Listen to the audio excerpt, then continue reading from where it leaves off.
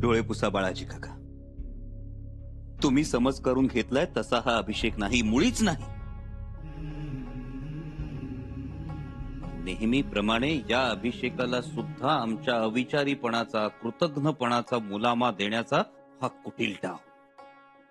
काय तर म्हणे महाराजांवर संकट यावीत म्हणून आम्ही हा अभिषेक करतो आहोत. बाळाजी काका, मगाशी पाहिलेली ती जगज्जननी महाकाली अशी पूजा केल्यानंतर आई वडिलांना मारते काय? आणि मारतच असेल तर जे आम्हाला त्रास देतात त्यांना आधी मारू आम्ही. महाराजांना. बाळाजी काका, स्वराज्याचे चिटणीस आहात आपण. गैरसमज कोणत्या गोष्टींचे करून घ्यावेत याला सुद्धा काही मर्यादा आहे, ताळतंत्र आहे. कुणी सांगितलं तुम्हाला हे? बाळाजी काका, ज्यांना आम्ही अमृताची पताका समजतो, आमचे पंचप्राण समजतो, त्या आबासाहेबांच्या जीवावर हा शंभू राजा उठेल? पण बोभाटा तर तसाच आहे स्वराज्य.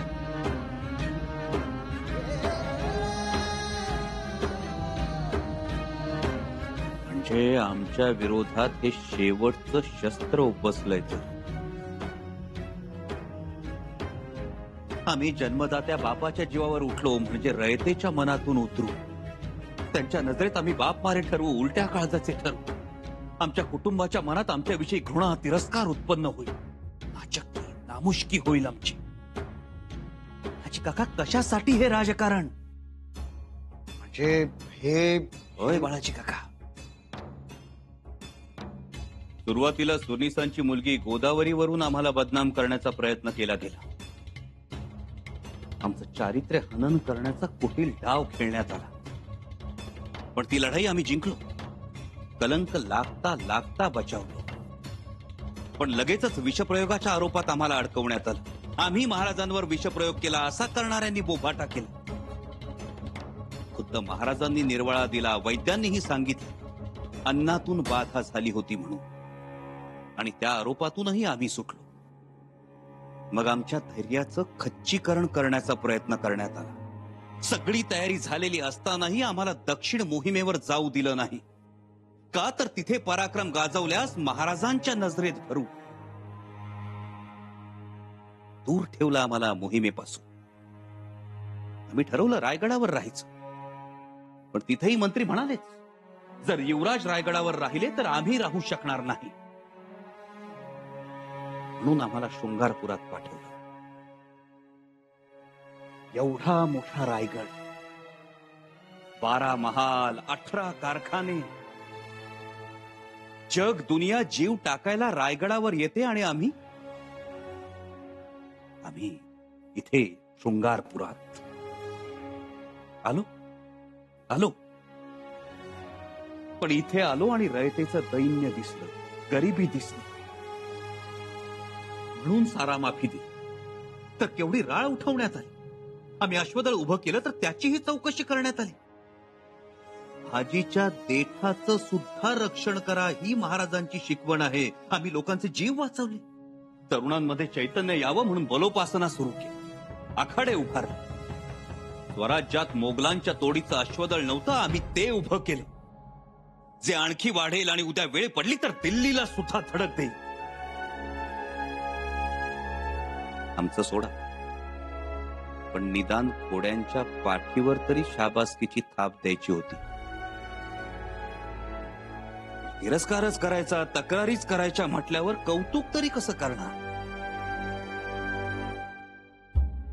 आणि कुणी सांगितलं तुम्हाला आम्ही मद्य पितो, परस्त्रीचा हव्यास धरतो? विचारा युवराज्ञींना.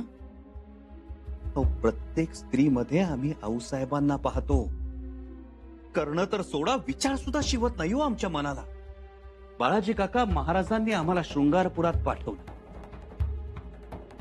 आणि आम्ही स्वराज्य शृंगारलं. दिलेर खानाला थोपवलं, सिद्धीला अडवलं, पोर्तुगीजांना फटकारलं. स्वतः आबासाहेब आणि सगळी फौज स्वराज्यात नसताना एवढे दिवस कोणाचीही स्वराज्याकडे वाकड्या नजरेनं बघण्याची हिंमत झाली नाही. हे तरी मान्य आहे ना तुम्हाला? तरीही आमच्या विरोधात वारंवार तक्रारीचे खलिते जातात.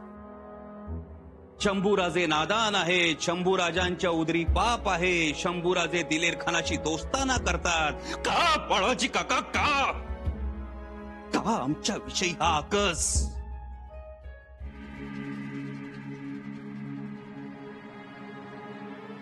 येसू, आम्ही काय म्हणतो आहोत?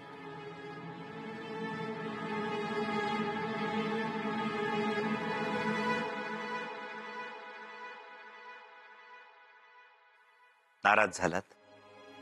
आमचं म्हणणं तरी ऐकून घ्या ना. ठीक आहे, नका बोलू आमच्याशी, पण आम्ही आमच्या बाळाशी तर बोलू शकतो. बाळा, ऐकताय ना?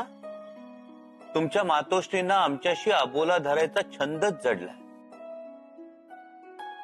पण तुम्ही तरी आमची बाजू समजून घ्याल ना? काय म्हणालात? हो, समजूतदार आहात तुम्ही.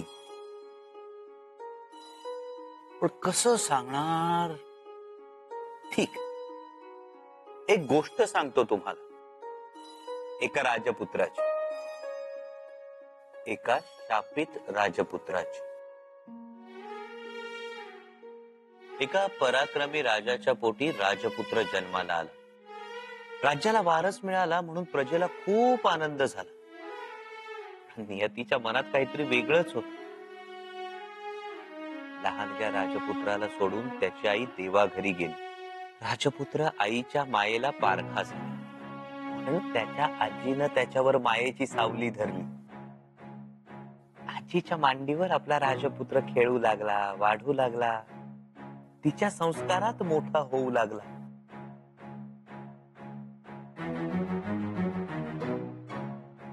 आणि एक दिवस अचानक राजपुत्र शत्रूच्या प्रदेशात अडकला आणि मग वडिलांच्या मुत्सद्देगिरीचा भाग म्हणून पुन्हा पुन्हा अडकत राहिला. आपल्या वडिलांसाठी, त्यांच्या स्वप्नासाठी खूप धावला, खूप पळाला, पण कधी तक्रार केली नाही त्याने. उलट शूर आबांचा शूर बच्चा म्हणवून घेण्यात खूप आनंद व्हायचा त्याला. हळूहळू राजपुत्र मोठा होऊ लागला. तलवारी बरोबर लेखणे सुद्धा चालवायला लागला.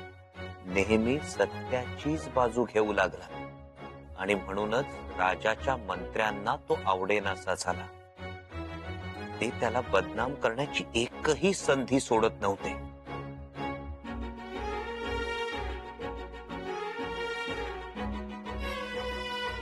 राजपुत्र मात्र चालतच होता. सत्याचा मार्ग कधी सोडत नव्हता. पण कसं असतं बाळा, कधी कधी जवळची माणसं या गोष्टी समजून घेत नाहीत. रुसतात, रागावतात, अबोला धरतात.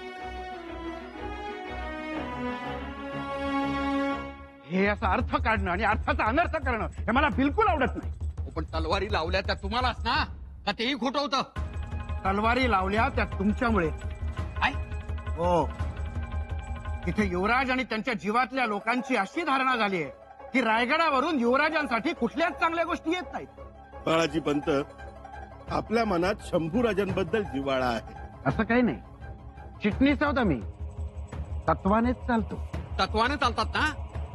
मग आता तत्व आणि सत्व दोन्ही सोडून बसलात? बिलकुल नाही. मग युवराज एवढे महाराजांच्या जीवावर उठले आणि तुम्ही नुसते गेलात आणि आलात. युवराजांच्या बद्दल बदनामीची गरळ ओकू नका. काय बोलताय? आम्ही गरळ ओकणारे आहोत?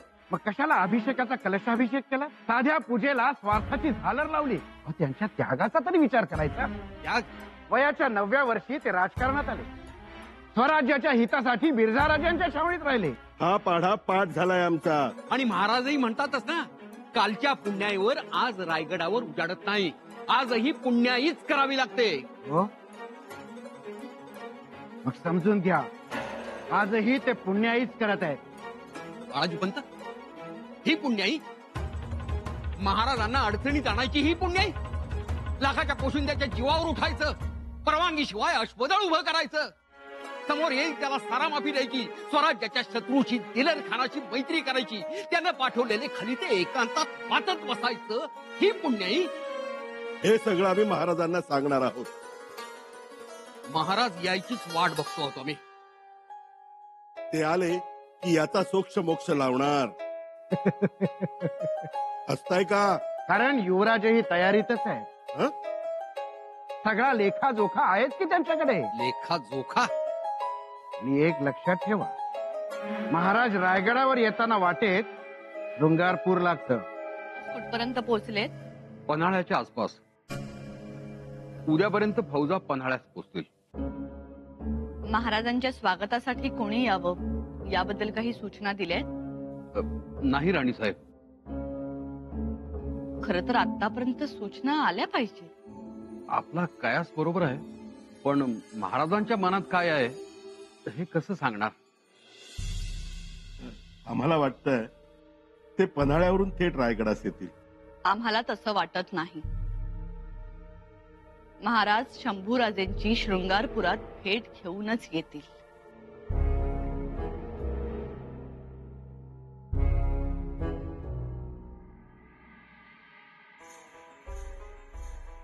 काय बी कळना महाराजांचं. अहो युवराजासनी शृंगारपुरी खलिता पाठवून इथं बोलवून घ्यायचं, तर कोण कुठला तो शिवनंदन स्वामी त्याला बोलवून घेतात. कोण यो शिवनंदन स्वामी?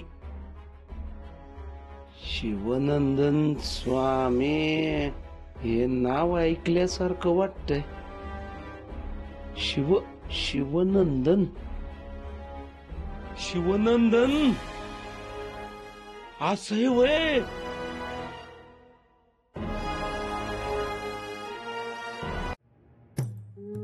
महाराज पन्हाळगडावर थांबणार आहेत असं समजतंय. थांबू शकतात का? कशाला थांबायचं?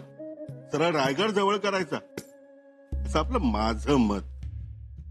तुमचं मत ठीक आहे पंत, पण महाराजांच्या मनात एकाच वेळी 10 गोष्टी सुरू असतात. त्यामुळे ते थांबणार का? काय नाही, मला जरा फौजा कराड ओलांडून पुढे येईपर्यंत भीती वाटते. भीती हं. कशाची? पहिलं म्हणजे आंबा घाटाची, दुसरा अणुस्कुरा घाटाची. त्या घाटांमधून महाराज कोकणात उतरू नयेत म्हणजे मिळवली. उतरू शकतात, काहीही होऊ शकतं. तीच तर भीती वाटते. जर खाली उतरले मग शृंगारपूर, आणि मग शहजादे, मग तक्रारी, मग मंत्र्यांची दुषणं, आणि मग हर हर महादेव. आलं लक्षात. महाराजांनी युवराजांना भेटण्या अगोदर आपल्याला भेटावं. आम्ही तर महाराजांना कराडमध्येच भेटायला तयार आहोत. सबूर पंत सबूर. माझा एक अंदाज आहे, महाराजांना जर शृंगारपूरला जायचं असतं तर ते कर्नाटकातूनच कोकणात उतरले असते. ते गेले नाही. याचा अर्थ त्यांना शृंगारपूरला जायचंच नसणार.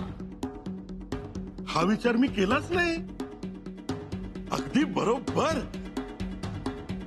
म्हणजे महाराज शृंगारपूरला युवराजांना भेटणार नाही. पण पंत, युवराज पन्हाळगडी येऊन महाराजांना भेटू शकतात.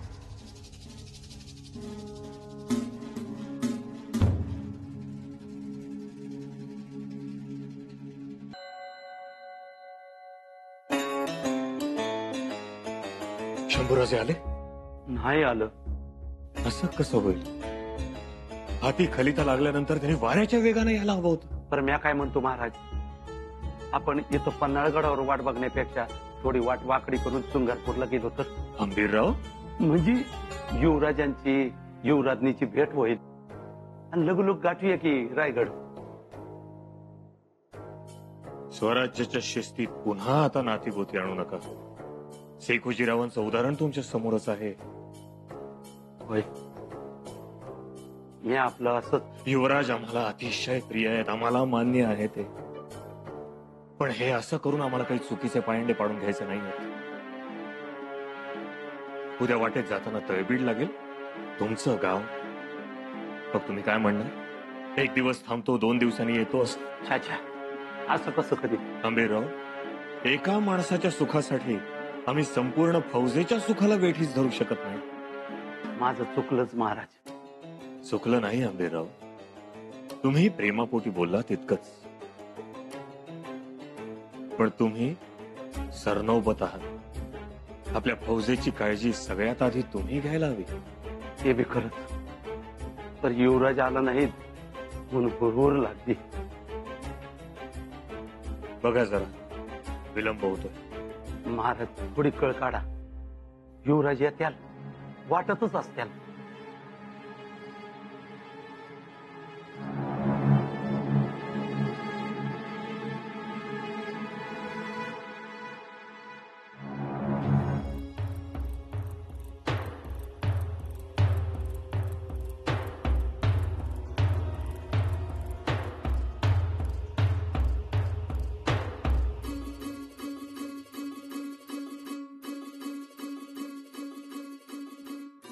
महाराज, शंभराजे आले? नाही आले महाराज.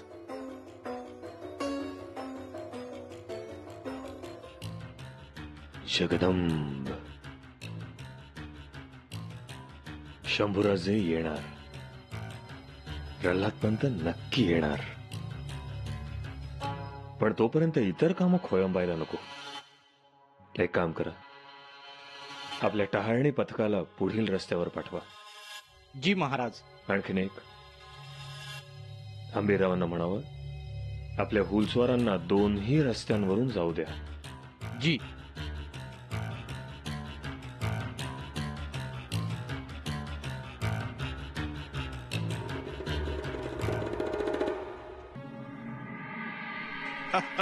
मुल्ला, ये देखो अपने फारूक को, कैसा लिबास लग रहा है? बड़ा जच रहा है उसे. सन्यासी साधु लग रहा ना एकदम. क्यों पांडरे? क्यों मुल्ला, साधु सन्यासी ऐसे ही होते ना? बिल्कुल बिल्कुल बिल्कुल. और ये तस्वीर क्या कहते हैं आप लोग? तस्वीर रुद्राक्षाची माळ. रुद्राक्ष माला. क्या कहते हैं फारूक इसे? रुद्राक्ष माला हुजूर. हुजूर नहीं, हुजूर तो बिल्कुल ही नहीं. क्या कहते हैं उसे पांडे सरदार? मालिक. मालिक नव, मालक, धनिक. हाँ, मालक, धनिक. और वो मुंह में ओम नमः शिवाय, राम राम, जय जय राम, बिल्कुल ऐसे है ना? जी धनी. और ये लो खलीता. ये खलीता संभाजी के हाथ में पहुंचना चाहिए. एक बार संभा इसको पढ़ ले, बस समझ लो हमारा काम हो गया. दोनों बाप बेटे जिंदगी भर एक दूसरे से नफरत करेंगे. ये हमारा वादा है. युवराजनी कुठे आहात तुम्ही? येसू आबासाहेब पन्हाळ्यावर पोहोचले. काय? आबासाहेब आले? हो, आता लवकरच शृंगारपुरातही येतील. तुम्हाला भेटतील, तुमचं कौतुक करतील, नावाजतील तुम्हाला. अगदी चातकासारखी वाट बघत होतात त्यांची. आज तो दिवस उगवला. बोलत काय उभ्या राहिलात? आबासाहेबांच्या स्वागताची तयारी करा. धाराऊला सांगा, राजकुवरबाईंना बोलावून घ्या. सडा रांगोळ्या काढा, तोरणं बांधा. हो, आम्ही तयारी करतो. आम्ही निघण्याची तयारी करतो. आता कुठल्याही क्षणी खलिता येईल स्वागतासाठी सामोरे या म्हणून. येसू, आम्ही जाताना आमच्या सोबत अश्वदळ घेऊन जातो. 4000चं अश्वदळ. अश्वदळ पाहून आबासाहेब नक्की खुश होते. आमच्या पाठीवर शाबासकीची थाप देते. आणि ती शाबासकीची थाप म्हणजेच आमच्या पाठीवरची ढाल. येईलच खलिता. तयारी करतो आम्ही, तुम्ही तयारी करा. आंबेराव, शंभूराजे अजूनही आले नाहीत भेटायला. होय की, कसा उशीर झाला म्हणायचा. फौजांना आता अधिक ताटकळत ठेवणं योग्य नाही. आपण निघूया. फौजांना आदेश द्या. जी. आज्ञा महाराज.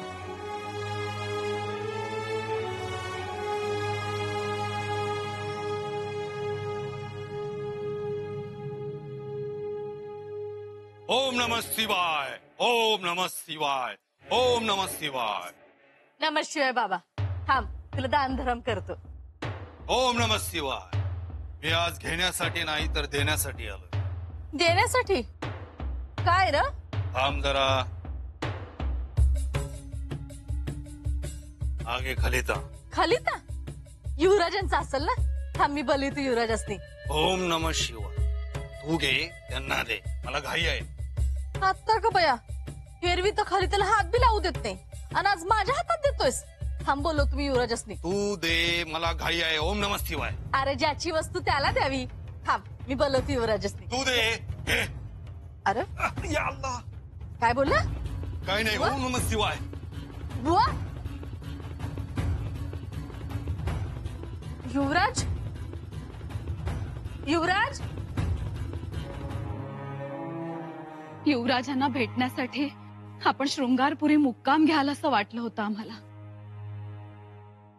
आमची देखील तीच इच्छा होती, पण मग सगळ्याच विचारांती आम्ही पन्हाळगडावर मुक्काम घेतला.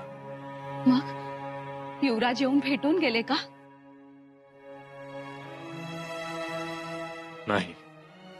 म्हणजे आपण युवराजांना न भेटताच निघून आलात? आम्ही भेटीचा निरोप पाठवला होता. युवराज वेळेवर आले नाही. आमच्या फौजा थकल्या होत्या, घरी जाण्याची ओढ लागली होती. मग आम्हालाही निघून यावं लागलं. युवराजांनी तरी असं का करावं? निरोप मिळाल्यानंतर लगेच भेटीसाठी निघून यायला हवं होतं. हा प्रश्न तुम्ही युवराजांनाच विचारला तर जास्त बरं होईल.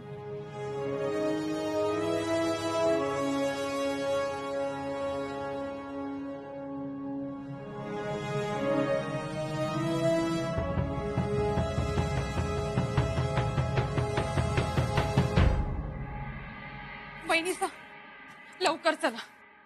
काय झालं? दादासाहेबांनी स्वतःला कोंडून घेतले दालनात. अगं बाई, आबासाहेब भेटायला येऊ नका म्हणाले. ते खूपच जिव्हारी लावून घेतलंय वाटतं. हो, पण दार का बंद करायचं? चला.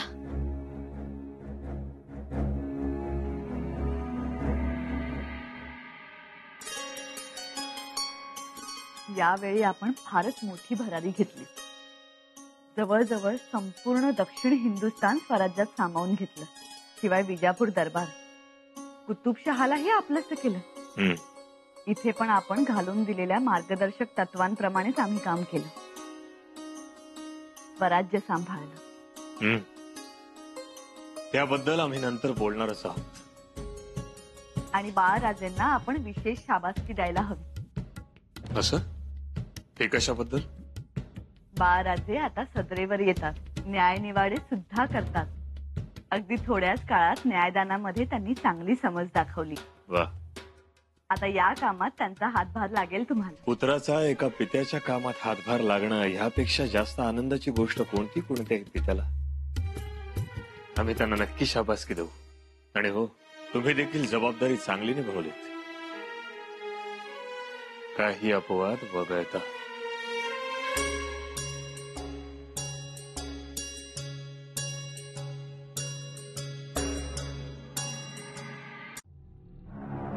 बड़ा दुख हुआ था हमें जब हमें पता चला था कि आपको रायगढ़ से बेदखल कर दिया गया। यहाँ तक कि आपके हाथ से तलवार भी छीन ली। हम आपको पूरा पूरा इंसाफ दिलाएंगे, ये दिलेर खान का वादा है। युवराज, उघडा ना दरवाजा. आई भवानी, आता तूच बघ. युवराजांना दरवाजा उघडण्याची बुद्धी दे. युवराज, हमें साफ साफ नजर आता है, शतरंज के दाने की तरह हर दम हर पल आपका सम्मान होना चाहिए था, पर ऐसा नहीं हुआ। आपके हिस्से में अपमान आया, सिर्फ अपमान। युवराज, आपका एक खलीफा आपकी मदद के लिए काफी है, ये हमारा आपसे वादा है। युवराज! दादासाहेब असा अविचार नका करू. वहिनीचा बघा, बाहेर किती वेळ झाला तुम्हाला म्हणतात दरवाजा उघडा, दरवाजा उघडा बरं. युवराज, आम्ही पाया पडतो तुमच्या. उघडा ना दरवाजा.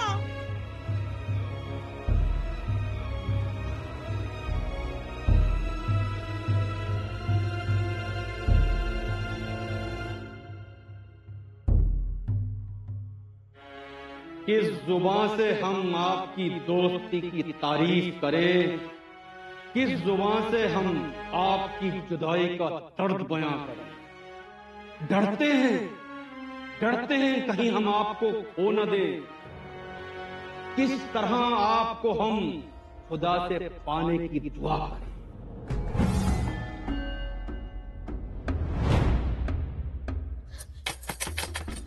युवराज, युवराज उघडा ना दरवाजा. ऐकू, का अशी जिद्द करता आहात? आम्हाला सखी म्हणता, रात्री म्हणता ना, मग आमचं ऐकत मात्र नाही. उघडा ना दरवाजा युवराज. दादासाहेब ऐकावं, शहाणा माणूस ना तुम्ही, ऐका बरं, उघडा दरवाजा. युवराज, आमचा अंत बघू नका हो. उघडा दरवाजा. आबासाहेबांचं मनावर घेऊ नका युवराज. युवराज, उघडा ना दरवाजा. आजपर्यंत स्वराज्यात अशी उद्धट आणि उर्मट भाषा मंत्रिमंडळात कोणीही वापरलेली नाही. हा खलिता सारा वसुलीच्या संदर्भात आहे. जी महाराज, दुष्काळाच्या नावाखाली युवराजांनी शेतकऱ्यांना सारा माफी केली, काहींना अर्धा सारा माफ केला आणि हे सारं परस्पर केलं. परवानगीही नाही. आणि आम्ही खुलासा मागितला तर रायगडास खुलासा देण्यास आम्ही बांधील नाही, असा खलिता त्यांनी पाठवला. क्षमा असावी महाराज. या जबाबानंतर आम्ही चौकशीचे आदेश दिले, जप्तीचे आदेश दिले, कारण मोहिमेमुळे एकूणच खर्च वाढला होता. त्यामुळे निष्ठुर व्हावं लागलं. मग त्यांना गडावर का नाही बोलवलं? बोलावलं पण ते आलेच नाही.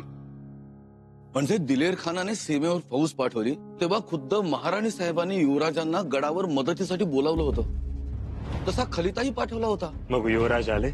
महाराज, सांगण्यास अत्यंत वाईट वाटत आहे, युवराज फौज घेऊन आले नाहीत. अहो कसे येणार? त्यांचा आणि दिलेर खानाचा दोस्ताना सुरू झाला होता ना. पंत, काय बोलतात तुम्ही? युवराजांचा आणि दिलेर खानाचा दोस्ताना? सुरुवातीला आमचाही विश्वास बसला नव्हता, परंतु दिलेर खानाने शंभूराजांना पाठवलेला खलिता घेऊन जाणारा हेर आम्हाला सापडला. आपली इजाजत असेल तर त्या हेराला हजर करतो.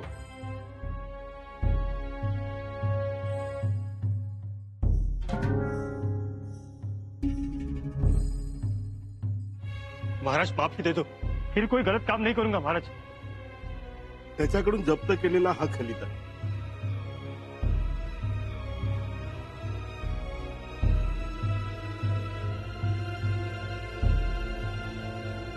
एवढंच नाही तर युवराजांनी आखाडे उभे केले, परवानगी शिवाय अश्वदळाची उभारणी केली, शाक्त पंथाची पूजा सुरू केली, शाक्त पंथी साधूंना मोकळीक दिली.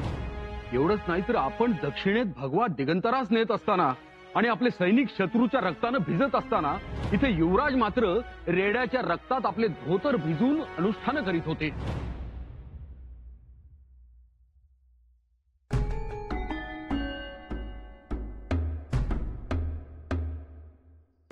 एक वेळ तेही क्षम्य, परंतु सत्ता प्राप्तीसाठी युवराजांनी कलशाभिषेक करून घेतला. महाराज, क्षमा असावी. कलशाभिषेक म्हणजे पहिला राजा लवकर मरावा म्हणून केलेला अभिषेक.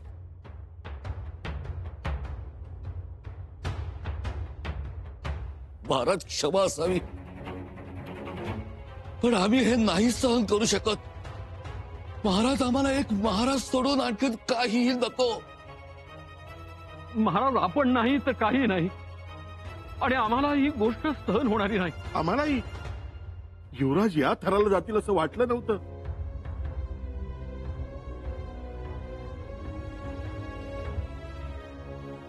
आम्ही शहानिशा करू. जरूर महाराज. आत्ताच करू. कलशाभिषेक थांबवायला कोण गेलं होतं? बाळाजी पंत. त्यांनाही तलवारी लावल्या युवराजांनी. विचारा त्यांना. बाळाजी पंतांना बोलवा.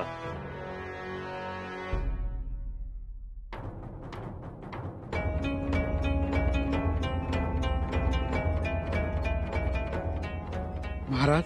चिटणीस, कलशाभिषेक थांबवायला तुम्ही गेला होतात, आम्हाला फक्त हो किंवा नाही मध्ये उत्तर हवंय.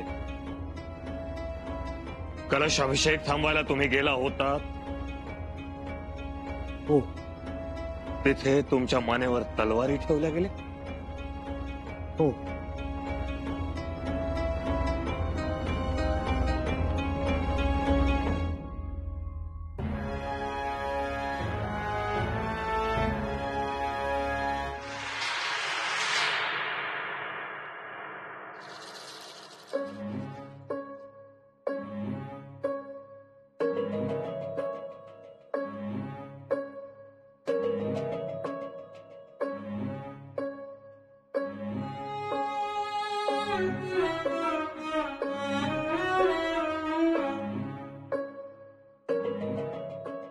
अव जरा लेकीकडे बी बघा.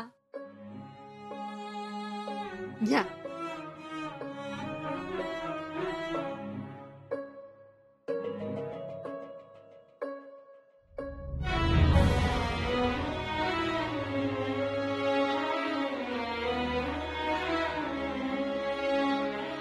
गोंडस आहे.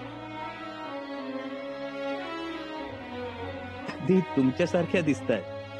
आमच्यासारखं नाही, तुमच्यासारखं. तुम्हा दोघांसारख्या बी नाहीत त्या.